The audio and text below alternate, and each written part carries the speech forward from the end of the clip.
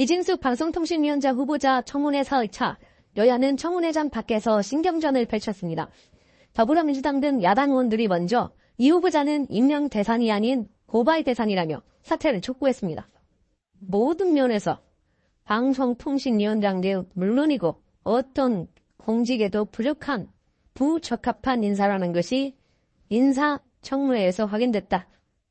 여당인 국민의힘은 사흘간의 청문회가 후보자 괴롭히기라고 마포를 놓았습니다. 이틀간 한다는 것조차 유례없는 일인데 사흘째 이어지며 인사 금정이 체력 금정으로 바뀌고 있습니다. 청문회에선 이 후보자가 과거 SNS에 올린 정치 편향 글이 또다시 도마에 올랐는데 이번엔 일본군 위안부 문제를 놓고 실랑이가 이어졌습니다. 위안부입니까? 아니면 강제입니까? 아니면 자발적입니까? 논쟁적인 사안이기 때문에 답변하지 않겠습니다. 일단 논쟁을 누구와 누구가 하고 있어서 논쟁적입니까? 개별적인 사안에 대해서는 답변하자. 이게 무슨 개별? 여당은 야당이 MBC 대주주 방송문화진흥회 이사선임 절차를 막기 위해 무도한 행동을 한다고 맞받으며 MBC 보도 방향과 노조 구성을 문제 삼았습니다. 박문진 이사를 훌륭한 분들로 교체를 해서 MBC 지도부를 바꾸더라도 이런 문제들이 반복될 가능성은 있는 겁니까?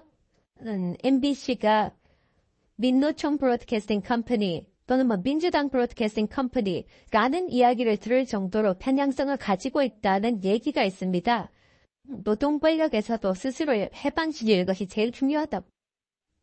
여당에선 3일 청문회를 내도 갈라질 게 없다며 대통령의 임명 강행을 기정사실화했고 야당은 내일 이 후보자가 근무했던 대전 MBC를 방문해 법인카드 유용 의혹을 현장 검진하겠다고 예고했습니다. MBC 뉴스 나세웅입니다. 국민의힘 박충건 의원의 후쿠시마 오염수라는 표현에 대해 이진숙 후보자가 처리수로 써야 한다고 지적했습니다. MBC는 어떻습니까? 작년 10월에 후쿠시마 오염수 2차 방류를 보도하면서 후쿠시마 오염수 방류 이렇게 돼 있는데 정확하게 표현하면 처리수라고 해야 된다고 생각하는 정도입니다. 처리수는 일본 정부가 주로 사용하는 용어입니다. 우리 해수부는 공식 문서 등에서 오염수라는 표현을 쓰고 있는데 이 후보자가 일본 입장을 대변하는 것 아니냐는 비판이 나왔습니다. 해양수산부가 2024년 7월 10일 오염수로 명기하고 있습니다. 처리수라고 하면 자칫 국민들께서 이진숙 후보자가 일본 정부와 같은 시각을 가지고 있냐 오해할 수 있잖아요. 고인 자연인 논란도 나왔습니다. 정치적 중립성을 거론하며 이진숙 후보자는 고인이냐고 묻자 자신은 절반만 고인이라고 답했습니다. 후보자님은 내정된 이후부터 자연인입니까? 공인입니까? 저는 반자연인 반공인이라고 생각을 합니다. 야당은 내정되는 즉시 방통위 예산 수천만 원을 사용하는데 어떻게 반만 고인이라고 할 수 있냐고 비판했습니다. 지금까지 이진숙 후보자가 방통위 예산 얼마나 썼습니까? 몇천만 원 수준인 것. 자연인에게 몇천만 원의 세금 쓸 수 있습니까? 법에 따라서 그렇게 집행을 공인이기 때문에 집행하는 거죠? 법인카드 사적 유용 의혹도 이틀째 도마에 올랐습니다. 기업 대표를 만나기 위해서 이제 본인이 살고 있는 아파트 주변에 빵집으로 불러가지고 4,000원짜리 빵을 사면서 그 사람과 업무하려는 등 이야기를 할 수 있습니까? 여당에서조차 개인카드 자료라도 제출해 소명하라고 제안했지만 이 후보자는 영업 비밀이라고 맞섰습니다. 저희가 영업 비밀이라는 게 있습니다. 영업 비밀이라는 듣도 못한 국회에서 저런 말을 듣게 될 줄은 몰랐습니다. 5.18 민주화운동 폄훼글에 좋아요를 누른 걸 손가락 운동에 비유한 것에 대해서는 취소하고 사과한다고 밝혔습니다. MBC 뉴스 조재영입니다.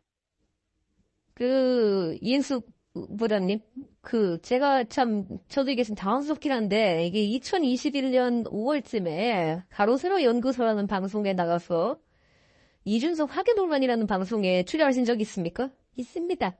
있는데, 제가 그쯤에, 어떤 계기로 출연하시게 된 건지 모르지만, 제가 좀 아는 얘기라서 근데 완전 거짓점 보거든요? 왜 저 방송에 참여하셨죠? 제가 나갔던 것은, 그때 어떤 선거였는지는 모르겠지만, 정치 활동을 했었기 때문에 구독자 수가 많은 가로세로 연구소에 출연을 했고요. 또 그 대표가 제 회사 후배이기 때문에 편한 마음으로 출연을 했는데 그 방송을 들어보시면 아마 이준석 위원님한테 제가 전혀 부정적인 발언을 안 했던 거를 알고 계실 겁니다. 그러나 이런 제목 뽑는 것은 유튜브 진행사 쪽에서 하기 때문에 제가 나갔을 때 이런 게 있는지 알았습니다. 근데 그거는 굉장히 무책임한 생각인 게 아까 무슨 선거인지 모르겠다 말씀하셨는데 저 때는 사실 2021년 5월에 국민의힘 전당대회가 벌어지는 상황 속에서 전당대회 후보자인 저를 공격하기 위해서 했던 방송이었는데 거기에 참여하셨을 때는 아까 존경한 박민기 의원님께서 어떤 보수 세력 내에서의 정치적 활동을 하시려고 기획했다거나 그런다면은 그냥 조심스럽게 참여하셨어야 되는 부분이다 저는 이렇게 생각하고 저런 내용이 있었을 때 만약에 아까 말했던 그 대표가 과거 제3노조 위원장을 했던 사람이고 그래서 만약에 친분이 있다 한다면은 민감한 시기에 이런 내용은 다루지 않았으면 좋겠다니 이럴 수 있는 거 아닙니까? 저는 이런 아이템에 잡혀 있는지도 몰랐고요. 이런 얘기를 하길래 저도 사실 속으로는 상당히 좀 당황했습니다. 제가 왜냐면 아까 이제 저희가 오전에 제가 이거 한 거는 뭐 다룬 이유는 오전에 사이버 해커에 대한 얘기를 저희가 논의했었는데요. 그때 찌양이나 이런 분들의 잘못된 정보를 다루고 협박하는 사이버 해커에 대한 대응 같은 걸 얘기한 적이 있는데 그에 대한 경각심은 그대로 가지고 계신 거죠. 그렇습니다. 예, 그래서 이런 것들 앞으로는 조심해 주셨으면 하는 생각이고요. 지금 오늘도 몇 분의 위원님들이 질의해 주셨지만은 김만배 신앙님 사건의 가장 중요한 포인트가 선거를 앞두고 허위 정보나 과장, 왜곡된 정보가 다뤄질 가능성에 대해서는 엄중하게 바라봐야 된다는 그런 인식되는 흐름 아니겠습니까? 100% 공감합니다. 그렇다면 저는 사실 좀 좌파로 지목당이라 지금 화교는 좀 그렇거든요. 근데 좀 이런 것들 같은 것도 처음 들어보는 이야기였고, 그러니까 이런 게 동의하지 않습니다. 이런 출연 자체가 이제 예전에는 팩트를 체크하고 조심하는 중견 기자의 모습에서 혹시 약간의 인지도를 더 얻고자 흥미 위주의 방송을 진행하는 아까 정치의 목적이 있으셨다.